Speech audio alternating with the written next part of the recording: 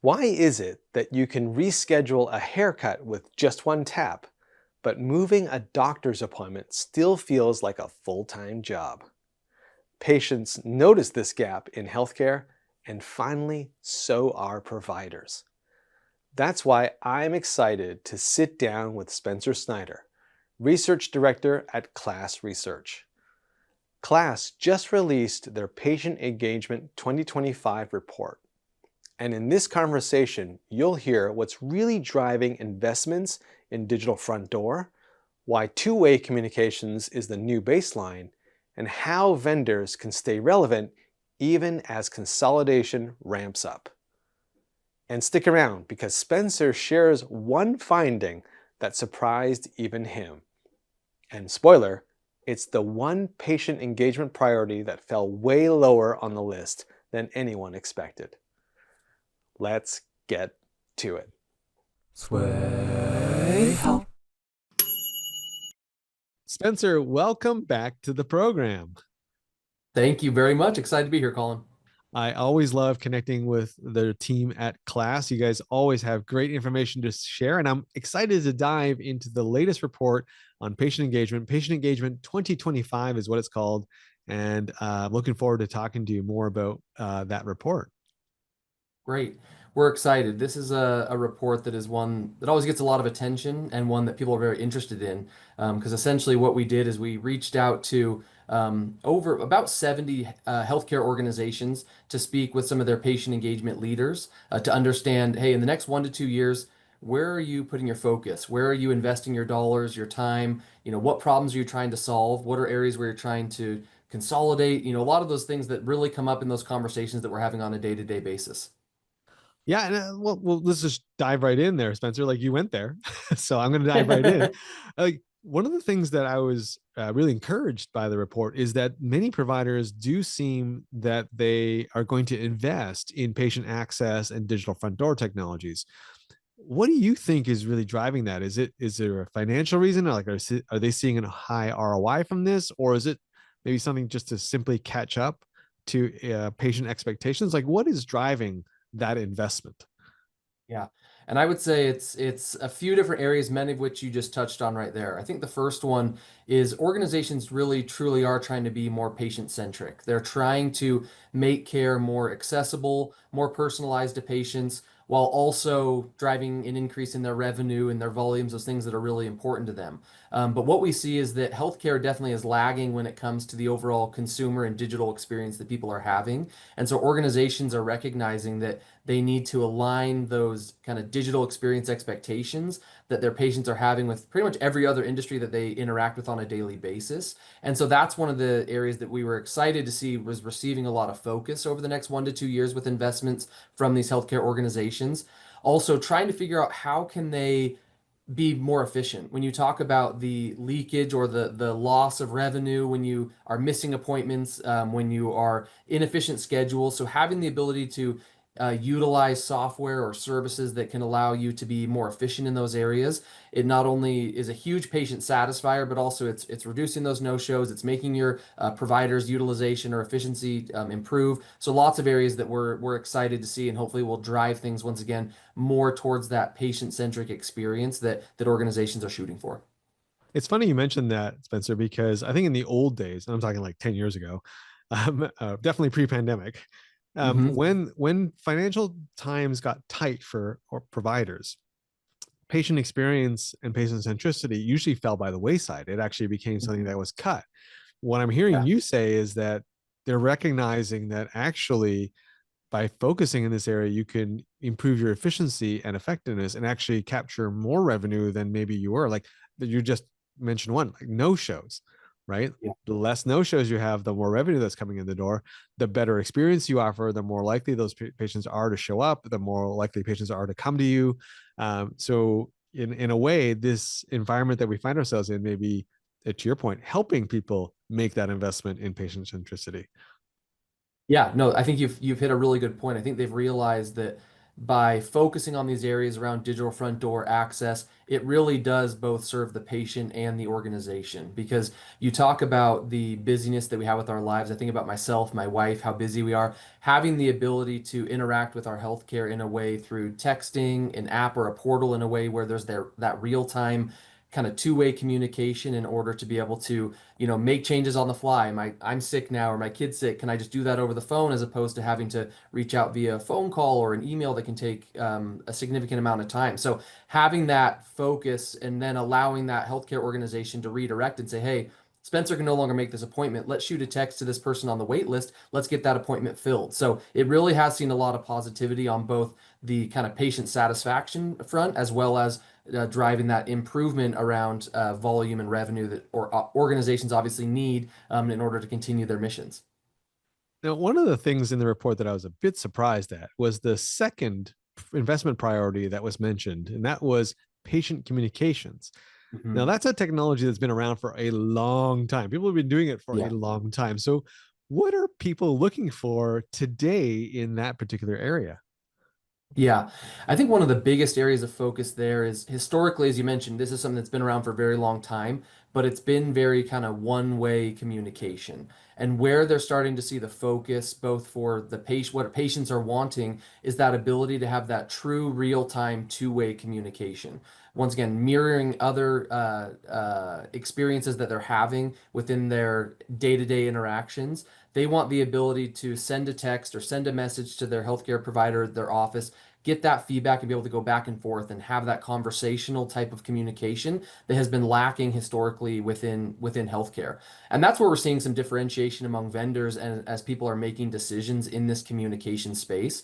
We're actually getting ready to produce and publish our patient communication specific report for this year here in the next coming weeks. And what we've learned there is there's starting to be greater differentiation between vendors who are providing that two-way real-time kind of texting and communication platforms and those who aren't. And we're seeing a bit of a varying in that overall experience, and that patients and organizations are much more likely to utilize and continue that relationship with those vendors that are kind of on that front of the line communication piece. And just to distinguish, because I know there's a spectrum here. When you say two-way, does that mean like a simple two-way communication with like a chat bot that allows me to maybe schedule an appointment? Or do you mean like true two-way where like you're talking with a clinician or a Yeah. therapist or somebody on your care team through these? Yeah.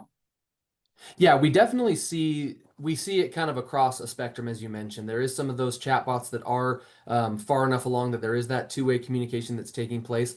What people are mostly referencing, or from a patient perspective, is, can I directly communicate with my clinic or with my physician in their office to say, having that back and forth. I can send them pictures, they can send things back. Having that ability to in real time be communicating, that's really kind of the ask there. Gotcha. Gotcha. Um, your findings in the report showed that almost three-quarters of providers, interestingly, are planning to consolidate patient engagement Mhm. solutions over the next 2 years. Can you sort of expand on that finding for us? Because I Yeah, found that a little bit worrying if you're a small vendor or if you're not one of those yeah. incumbents. Yeah, no, it's true. And consolidation is definitely, I would say, one of the major buzzwords, not only across healthcare, but specifically within patient engagement. This is obviously an area during the pandemic that saw a huge jump in organizations grabbing these kind of standalone third-party solutions to fill a specific gap or need, even grabbing two or three solutions in the same space as they were trying to once again increase their reach with these patients. So we're starting to see this kind of post-pandemic is as the focus is really centered on what we would describe as strategic partners.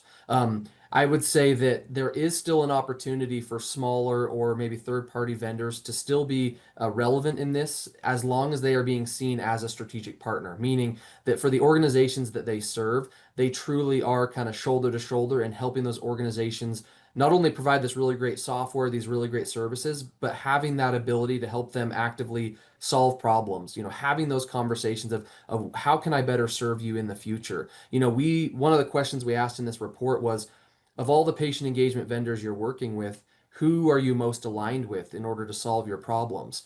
And we saw some vendors that came up that were kind of smaller vendors or more niche vendors.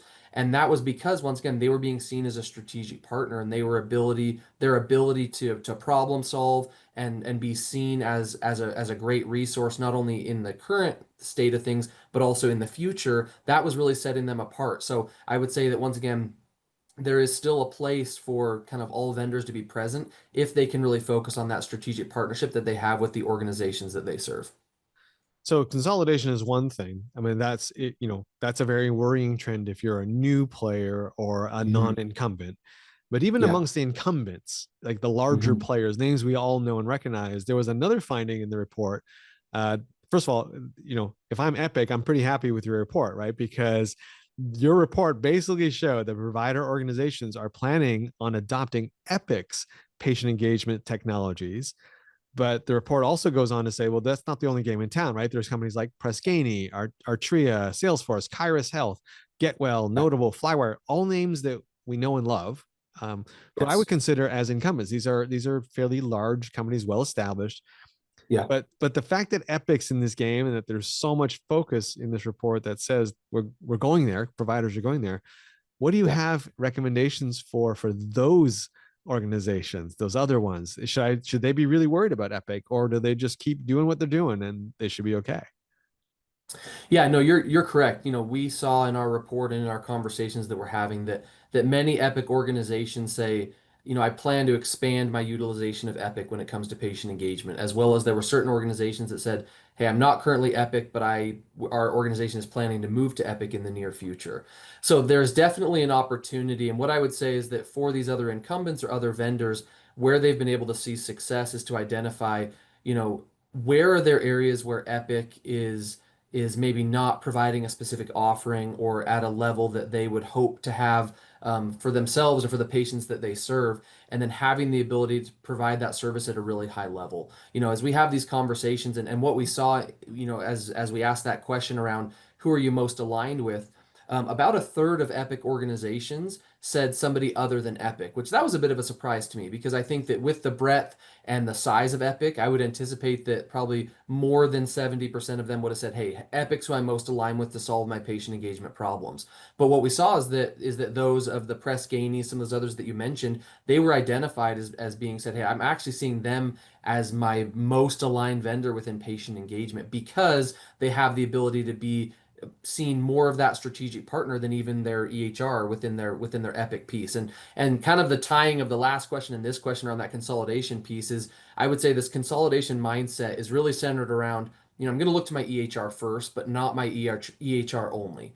Meaning, hey, because there's this focus on integration and having this ability to work within the same ecosystem of our EHR, it makes sense that organizations, the first stop for patient engagement is, hey, what does our EHR offer, and is it at a level that we feel like can really meet the needs of our patients? If not, we're then going to go kind of augment it or go find some of these other third-party solutions to be able to kind of fill those needs. And that's what we see with a lot of the feedback from that's kind of layered within this report is there's this continual struggle on okay, am I going with that EHR?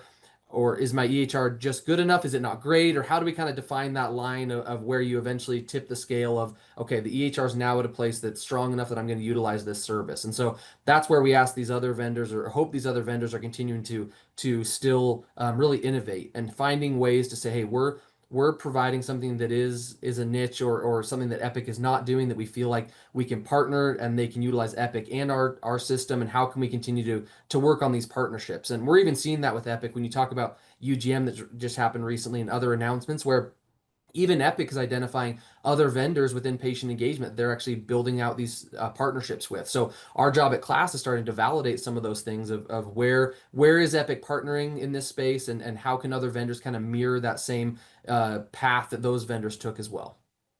Right. So it's not all doom and gloom, right? What I'm Yeah, hearing is that yes, the incumbents do have an advantage. Yes, Epic has an advantage because it is the EHR vendor of record for a yeah, lot of organizations, but there's still opportunity there. If you play your cards right, you still could be a viable option. And there's organizations, your data proves that other organizations are looking for outside of the EHR for some of these yeah. solutions.